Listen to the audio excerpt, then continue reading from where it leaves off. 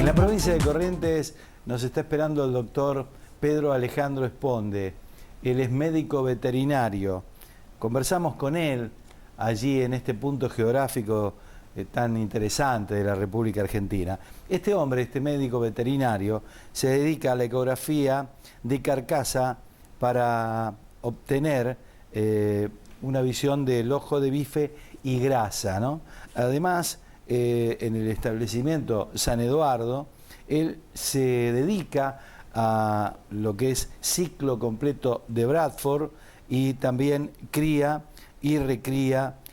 Allí conversamos de toda esta actividad que es extensa, ustedes comprenderán, y además también muy pero muy interesante. Vamos con la posibilidad de contactarnos a Mercedes, provincia de Corrientes.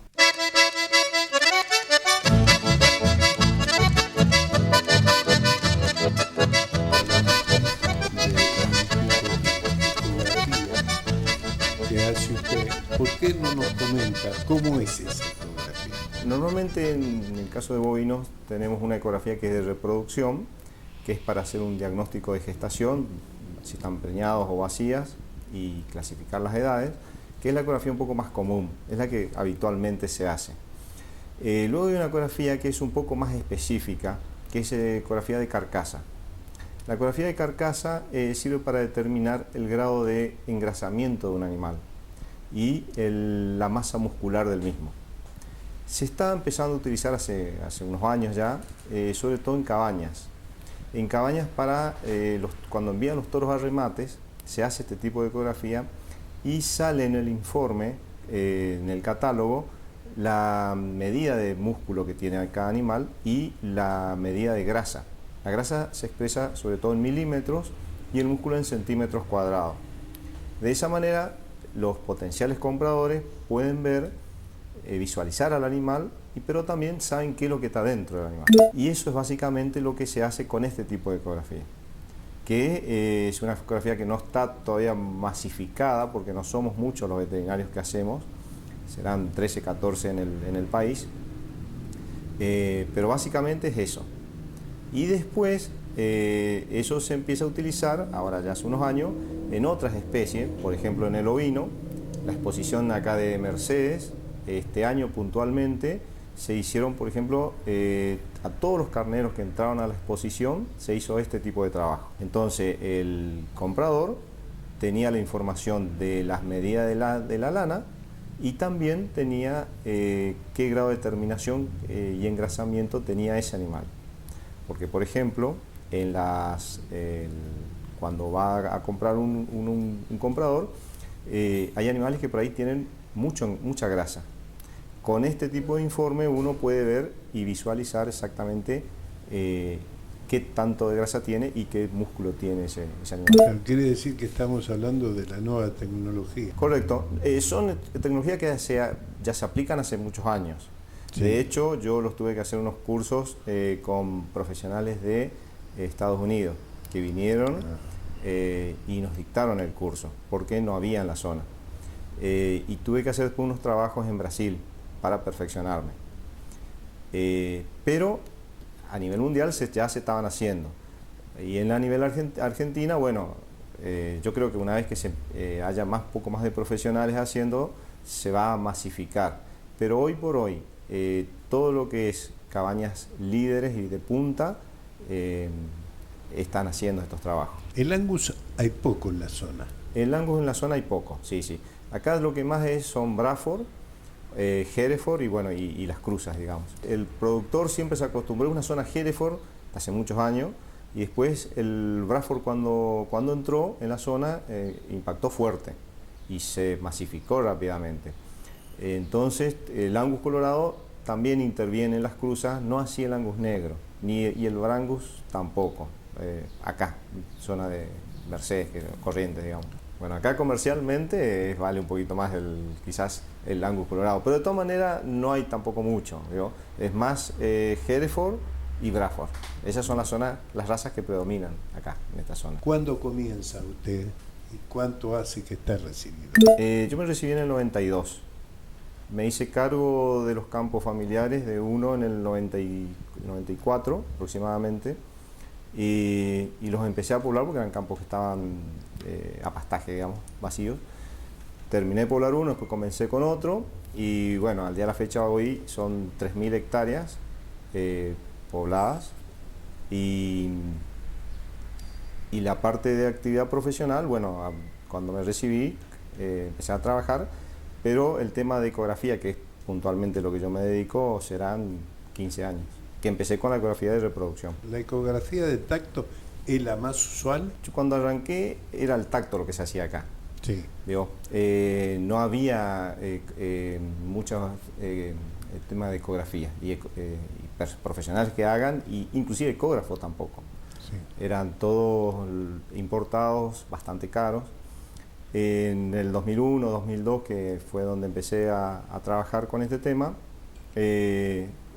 inclusive era el primero de toda la zona.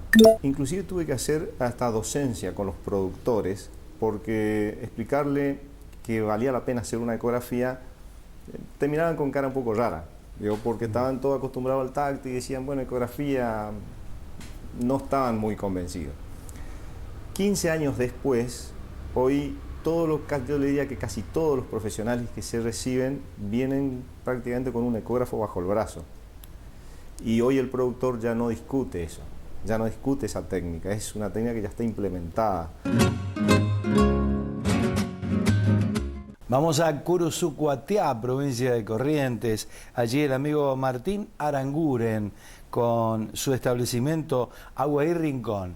Generan cría de ganado, están orgullosos del trabajo que llevan a cabo, lo manifiestan en esta charla, son productores de Criss Cross.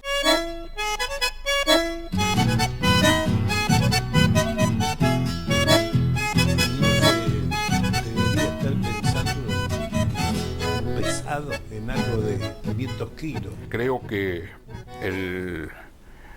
este gobierno apuesta a una apertura a la exportación, cosa que es fundamental para la entrada de divisas. Creo que hay mercados internacionales con una gran demanda de carne, en donde, gracias a Dios, el éxito o la calidad de la hacienda argentina sigue vigente en el mundo. Así que nosotros, si abriéramos los mercados, podríamos exportar mucho más. Y todos sabemos que la exportación son animales de más peso, es 470 kilos arriba, por los cortes que se usan en el mundo. Así que no tengo lugar a duda de que esa costumbre argentina de comer animales tan livianos se tiene que revertir, y mucho más si se incrementa la exportación, que creo que es fundamental para el país. Va a quedar una mercadería que son 8 o 10 cortes que van a quedar en el país. Es un tema que yo lo analicé bastante. Yo trabajé varios años en el Uruguay. Conozco muy bien cómo es la explotación uruguaya, la explotación ganadera y agrícola de Uruguay. Realmente una experiencia fantástica trabajar en Uruguay. Y Uruguay al tema lo tiene muy claro. Ellos tienen un importante ingreso en base a las exportaciones. Es cierto, no tienen el consumo interno que tienen nosotros, y ellos hacen esa diferenciación que usted menciona. Hay ciertos cortes que no son de exportación, sobre todo el asado, vacío, todo ese tipo de cortes, ¿no? Y después, y hay otros cortes que son para exportación. Y eso permite establecer una diferencia de valores en la carne al público muy importante, que en el caso de Uruguay nuestro nos ve favorecido porque tenemos la costumbre de comer cortes que no comen en el resto de los países exportadores y que permiten ser más baratos. De ahí el famoso asado del Pepe que decían los uruguayos, que es mucho más barato. Y creo que una cosa así acá sería muy interesante que se maneje y se implemente. Por supuesto que ahora esta apertura al mundo, que es posiblemente una de las cosas más importantes que plantea este nuevo gobierno, nos permite entrar en nuevos mercados y poder competir. Uno se compara con Uruguay, que es el país con quien nos tenemos que comparar en definitiva en la producción ganadera y agrícola, porque está muy cerca, tiene condiciones muy semejantes a las nuestras, sí, y tiene gente con una idiosincrasia muy parecida a la nuestra. Yo creo que no hay dos países en el mundo que sean tan idénticos como Uruguay Exacto, y Argentina. Exacto.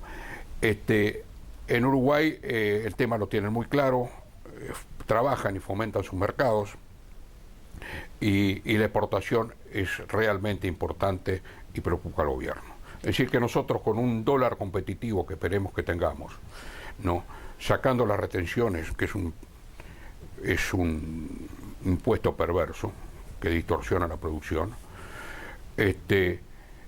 tenemos que pensar seriamente en entrar en el mundo con nuestra mercadería, que es de excelencia para el mundo. Lo mismo al tema ovino. La Argentina ha perdido mercados y ha decrecido enormemente.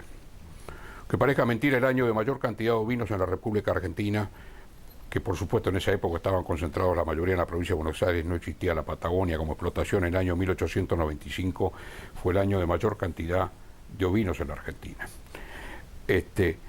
Después fue reduciéndose a poco, perdiendo mercado, y de los años 60 a hoy fue la gran caída de la producción ovina. La zona de la Mesopotamia nuestra, o sea, Entre Ríos y Corrientes, sur de Corrientes y más que nada Entre Ríos, siempre tuvo más o menos el mismo porcentaje de la cantidad de ovinos del país, o sea, el 10% de los ovinos que había en el país. Hoy, entre las dos provincias, hay 1.100.000 ovinos más o menos, y en la provincia de Corrientes hay alrededor de, ahora hay más en la provincia de Corrientes que en Entre Ríos, alrededor de 750.000-800.000 ovinos, cuando en el año 60 había 6 millones, acá en la Mesopotamia. No, es una pérdida. Y es una producción muy interesante y además es tremendamente complementaria a la producción ganadera acá. No hay competencia entre el vacuno y el ovino manejando las cargas razonables. Hay trabajos del INTA muy interesantes ellos al respecto, que son explotaciones complementarias. Además una explotación que genera mano de obra, genera trabajo, permite ocupar mejor el tiempo del personal, tiene una cantidad de ventajas en estos campos del sur del ovino que ha disminuido enormemente por circunstancias políticas, retenciones, precios diferenciales, un dólar que tampoco favorecen las ventas y fundamentalmente, por qué no decirlo, creo que una de las principales causas de la pérdida de ordeña es el abigeato, que sigue siendo un drama en la provincia y lo digo sin ningún temor. El abigeato acá, si hubiera voluntad política de terminarlo, se termina el abigeato. Todo el mundo sabe quiénes roban y dónde va la hacienda. Y lamentablemente no hay voluntad política de terminar con eso. Jorge Mauro Cornaló, allí nos está esperando para tener una charla con él. En Las Margaritas, establecimiento Las Margaritas. Están allí ubicados en el departamento de San Martín, en La Cruz, provincia de Corrientes. Allá vamos, compartimos la nota.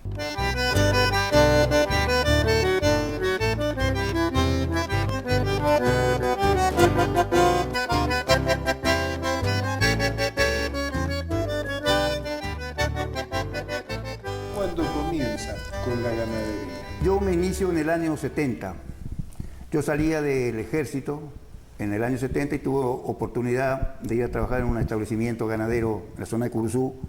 Y un 6 de enero del año 70, tomando mate en una cocina de campo con mi viejo, le había pedido para ir a trabajar en ese establecimiento. Entonces él me dice, mira Jorge, él tenía 600 hectáreas de campo.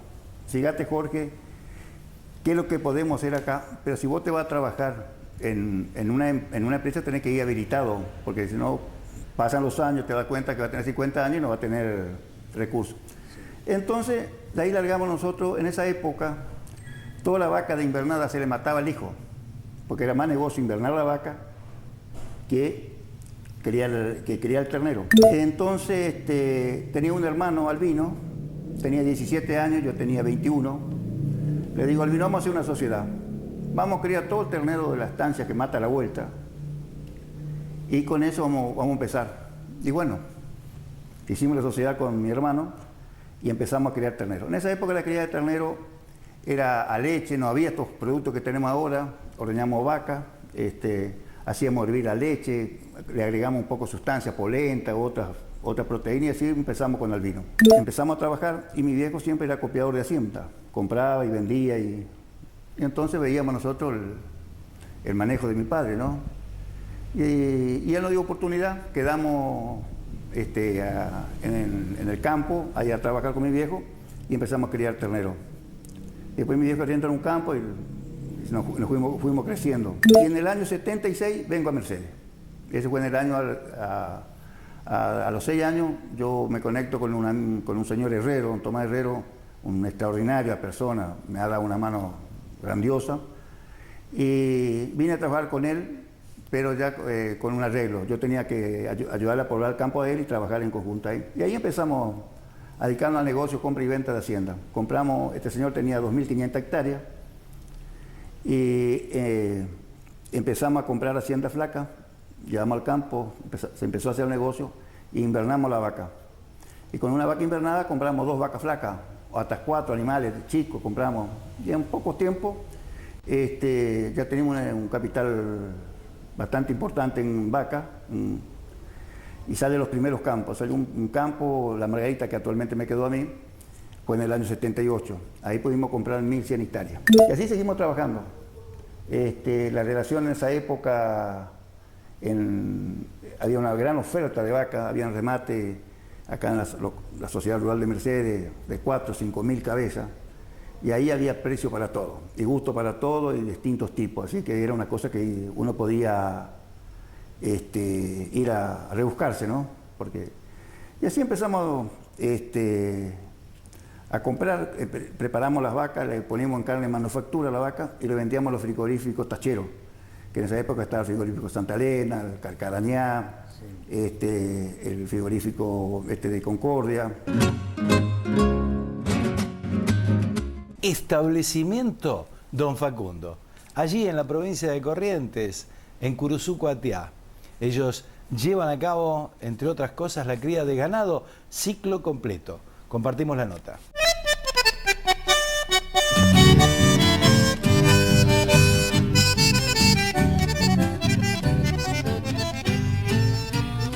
¿A cuánto llevan? ¿500? Las vacas vamos a tratar, que es la experiencia que estamos haciendo ahora, llevar a un consumo de 500 kilos. Y los terneros tratamos de llegar a 180, 200 kilos, que es la niña bonita. Yo creo que nosotros estamos acostumbrados a un gusto más agresivo de toda la vida, porque hemos comido siempre carne de pasto, ¿no? Entonces la carne de feedlot, sobre todo a la que está permanentemente a grano, es como que hermosa la carne, extraordinaria, pero al gusto es como que le falta algo para nosotros, para mí por lo menos. Pero todo en Argentina todo es rico. Así. Y en Lanares la oveja vieja, que hace muchos años tiene graves problemas de comercialización en nuestra zona. Es una cosa que no hay gente que haga eso. Entonces también damos de comer y tratamos de llevarlo a un consumo que hoy por hoy podemos venderlo. O sea, una oveja 45, 48 kilos, que está gorda. Y también el cordero refugo, porque siempre queda un lotecito de refugo. También damos de comer. Nos ayuda también para el consumo nuestro y a su vez siempre entra unos pesos a la pequeña explotación. ¿Y cómo ve al campo de cara al futuro? Yo, dentro de lo que pasa por mi vida, lo veo bien al campo. Lo veo bien en el sentido que es rentable. Sí, señor. Sí. Y un día dije yo, cuando me preguntaron qué pensaba cuando comenzaba y yo dije, quizás interpretaron mal, yo dije, es como que recupera dignidad. Me dijeron, siempre fui, no, me interpretaron mal, lo que yo quise decir, que comercialmente empezaba a tener dignidad, porque antes a los precios, nosotros vimos etapas que se vendía ternero a 100 pesos, vaca a 300 pesos.